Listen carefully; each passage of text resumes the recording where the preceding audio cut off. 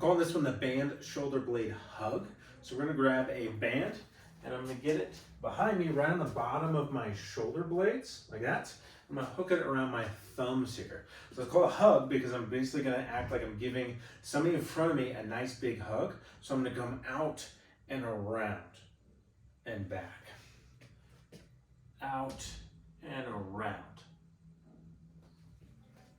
All right, so that's kind of the move. Couple notes and thoughts about why we might do this. So as I come out and around, I want to imagine I'm trying to maybe hug a tree or somebody with a big barrel chest. So I'm pushing out into the band, and then the band is obviously pulling my arms backwards as well. So then I have to resist into protraction and then come back with control. As I work here, I want to make sure that I'm not shrugging up. So I'm keeping some nice space between shoulders and ears. And I'm also keeping my elbows pretty much against the band rather than out here and up. That promotes a little shoulder external rotation, which helps to keep the shoulder in a little better spot.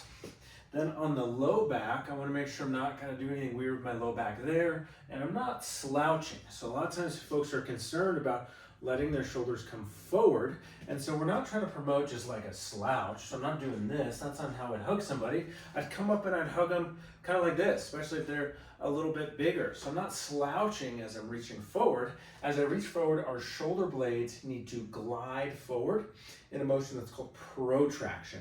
We also need a bit of that glide as we're reaching up. We don't see it as much, but it has to happen to facilitate an upward motion. So this protraction movement, this gliding forward of the shoulder blade, is really important to full shoulder function. And sometimes we see that it's a bit limited or there's a lack of awareness there. We're training a muscle called the serratus anterior, among some others, to do that. So I'm gonna reach out and around, keeping my elbows pretty close to the band, if not right against it. And I'm still kind of nearly at my full height. I can maybe lean forward a bit, but I'm not kind of coming down. And then to make it even better, I'm gonna take a big deep breath and then exhale. As I exhale, if you want, you can come into almost like opening a nice stretch here, drawing the shoulder blades back away from the ears so there's space between shoulder and ear the whole time. And then I come forward and then I come back. So this should feel like some work after maybe 15 or so reps, but it also should feel kind of nice. Maybe a stretch here, and also we're opening up the back of the rib cage in a way that often most people don't. One more thought as I'm pushing there, I'm almost like pushing my rib cage back into it, hold, and come back.